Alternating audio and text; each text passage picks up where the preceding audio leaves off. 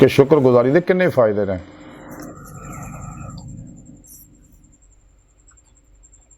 ते रब तक रसाई इंसान की फितरत है, यदि रूह बातन च दौड़ेगी तो अल्लाह तक पहुँचेगी। सूरह नाज़ियात दी 44वीं आयत पाक सुने रब ने फरमाया कि तुहाडी आखिरी मंजिल, यदि आखिरी मंजिल रब है। हाँ जी, और रूह इसे वास्ते हुण रब ने दसी, कुरान पाक दसिया नहीं सूरह हजर दी 29वीं आयत पाक कि मैं इहदे अंदर अपनी रूह फूकी आदम अलैहिस्सलाम दे अंदर। और रूह अल्लाह ने इसे वास्ते इंसान के अंदर रखी है ताकि अल्लाह की बारगाह तक रसाई करे, बातन सैरो परवाज करे। इस वास्ते रूह इंसान के अंदर हर वे तड़पदी बिलकदी रहिंदी है दीदे मौला वास्ते।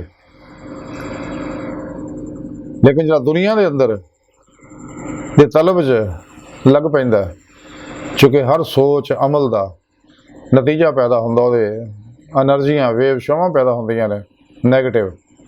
आस्ता आस्ता इंसान के हर लहर के उत्ते यह छा जांदियां और वो तड़प अल्लाह दी दब जाती है।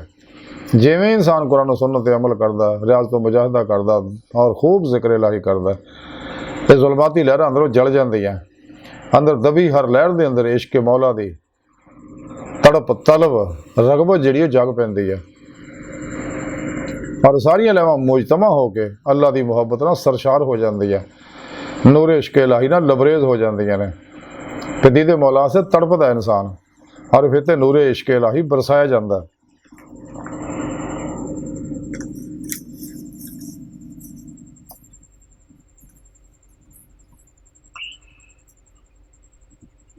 ते और इंसान उस वक्त तक चैन नहीं बैठता सच्चा तालिब मौला जब तक दीदे मौला ना कर ले। कुरान करीम की सूरह काफ की 105वीं आयत पाक रब ने फरमाया कि जिन्हें अपने रब के दीदार का इनकार किया, ऐसे लोग हैं नहीं रब के दीदार का इनकार करते हैं। रब सोना फरमाता है कि उन्होंने सारे अमाल ज़ाया हो गए और क़यामत के दिन उहदा हिसाब नहीं लिया जाएगा, यानी बगैर हिसाब ही उन्होंने जहन्नम सिड़ता जाएगा जिहड़ा दीदे मौला का इनकार करते हैं। तफसीर ज़ियाल कुरान के अंदर पीर करम शाह साहब लिखते कि दुनिया के बेदारी की हालत दीदारे इलाही मुमकिन है। तमाम नबी वली दीदे मौला करते गए ने, कर रहे ने, करते रहणगे, लेकिन गाफिल लोग दीदे मौला का इस दुनिया च इनकार करते हैं। ये वो गंदियां रूहां जिन्हें रोज़े अलस्ती थोड़े रब ने इन्होंने रिजेक्ट करता सगा।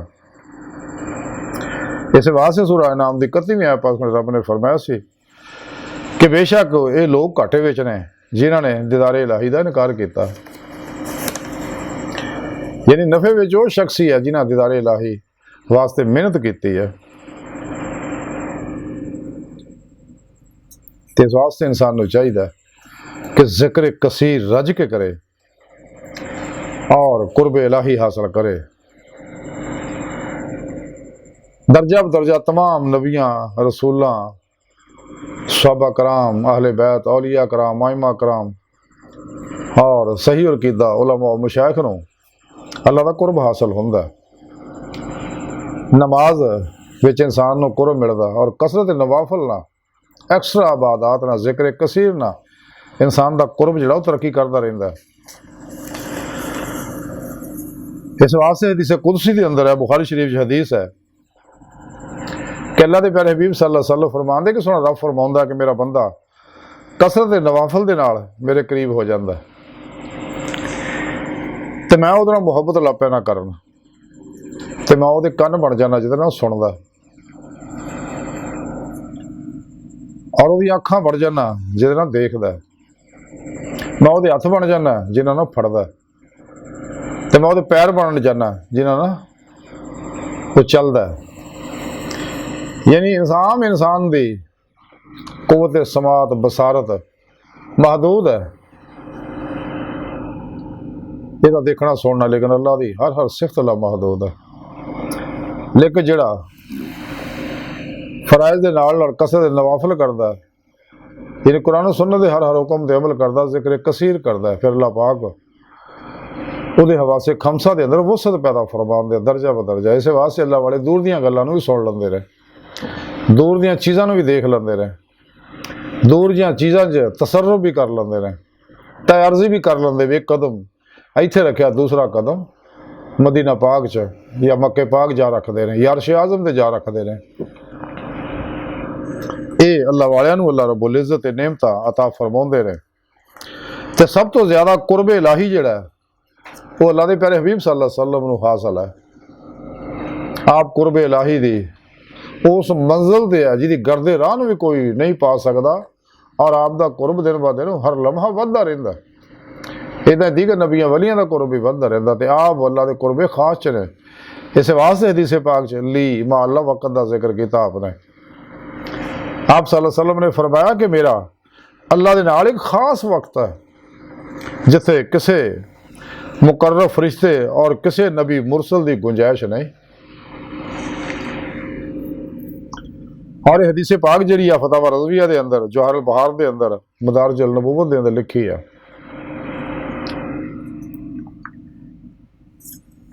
इंसान को चाहिए कि दिन रात जिक्र कसीर करे जो रब ने हुक्म फरमाया, और जिक्र कल्बी करे, जिक्र पासन फास करे, सा अंदर जा अल्लाह बाहर निकले हो। इस वास्ते हज़रत सुल्तान बाहू रहमतुल्लाह फरमाया जो दा मुकाफल सो दा मुकाफल सानू मुर्शद ही पढ़ाया हो।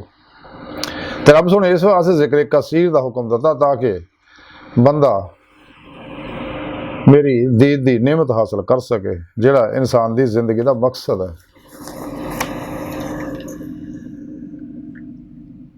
अज की सारी गुफ्तगू का मुख्तसर खुलासा ही है कि सानू चाहिए कि जिक्र कसीर की अहमियत को समझिए और अपने मुर्शद को जिक्र की नेमत हासिल करिए जिहड़ी अल्लाह के प्यारे हबीब सल्लल्लाहु अलैहि वसल्लम को सीना टू सीना कल्ब टू कल्ब उन्होंने तक पहुंची है। और ये जिक्र ज्यादा नफा बख्श आम किताबों च पढ़ के जिक्र करने नालों, और इंसान को चाहिए जिक्र कसीर करे ताकि जाकर मजकूर तक पहुँच के मजकूर का दीदार हासिल करे जो इंसानी जिंदगी का मकसद है।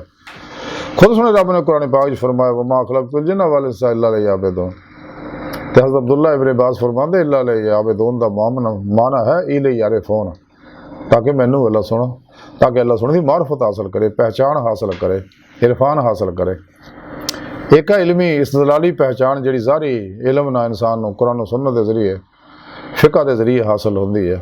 जारी फिका एक बात नहीं, फिका इल्म तसव्वुफ, ये जरिए इंसान की रूह अल्लाह की बारगाह च आके दी मौला की नेमत हासिल करती है। और ये कशफी शहूदी मार्फत है, तो मार्फत हकीकी यही है, फिर ही ईमान हकीकी का इंसान को कमाल मिलता। इस वास्ते सानू चाहिए अल्लाह सुन दे इस हुक्म से दिल की गहराई चो पूरा पूरा अमल करिए, जिक्र कसीर करिए ताकि सरापा इंसान जिक्र बन जाए। कल्बन जाते मौला डुब के इंसान तालिब मौला नमाज इश्क नीत लवे। ये ता ही हो अगर मास अल्लाह तो कुल ही कल्बन बेरगबत होगा। और जिन्हें भी शैतानी इलूम उन्होंने तो मुंह मोड़ेगा, तो जिन्हें भी नफ्स परस्त है शैतान दे पुजारी है, शैतानी इल्मा जुड़े हुए ने, ये सारे फिरौनी लोग है, आदरी लोग है, शदादी है, महदादी है, नमरूदी है, अबू लाबी अबू जाली है, और सारे हलाकू चंगेज और हलाकू उन्होंने मानवी औलाद है। इस वास्ते दुनिया च लगे रहते हैं। इन्हों के परछावे तो भी लखा मील दूर पुजो तालिबान दुनिया के, तो सच्चे अल्लाह वाले सोबत इख्तियार करो। लेकिन जिन्हें जारी शक्ल सूरत बनाई है दरवेशा वाली, हर कोई सच्चा नहीं होंगे, भी ज़हन च रखियो। कलंदर लाहौर डॉक्टर इलामा इकबाल रहमतुल्लाह ताई फरमाते लिबास खिजर में हज़ारों रहज़न भी फिरते हैं, अगर दुनिया में जीना तो कुछ पहचान पैदा कर। इलाही तेरे सादा दिल बंदे किधर जाएं, दरवेशी भी यही आ रही, सुल्तानी भी यही आ रही। सच्चे अल्लाह वाले तलाश करो और फिर सब कुछ अपने पिरो मुर्शद ते अल्लाह के प्यारे हबीब सल्लल्लाहु अलैहि वसल्लम ते अल्लाह सुन सब कुछ कुर्बान कर दो। इस वास्ते हज़रत मियां महमूद बख्श कड़ी शरीफ वाले फरमाया कि जे तू आशिक बनया लोड़े तो पल्ला पकड़ सजन दा, जान मंगे तो दे शताबी सरफा करी ना तन दा।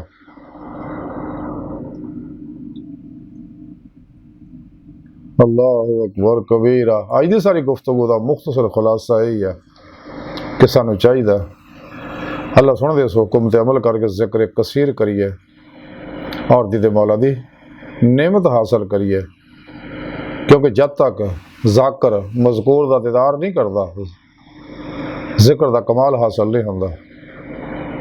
ते अल्लाह सुन दी बार का दिल की गहराइयां दुआ है। अल्लाह सुन हस्ता बड़े हकीर पर तकसीर माड़े कमज़ोर कम इल्म आजिज़ मस्किन इंसान है। अपने प्यारे हबीब सल्लल्लाहु अलैहि वसल्लम दा सदका सानू अपने दायमी इक़्तिदार दी नेमत उज़्मा दौलत कुबरा अता फरमाओ, ज़िक्र कसीर वाला बंदा बना मासवा अल्लाह तो बचन दी, नफ्स शैतान दुनिया दे तजारियां तो दूर रहने दी तौफीक अता फरमा। वमा अलैना इल्लल बलाग।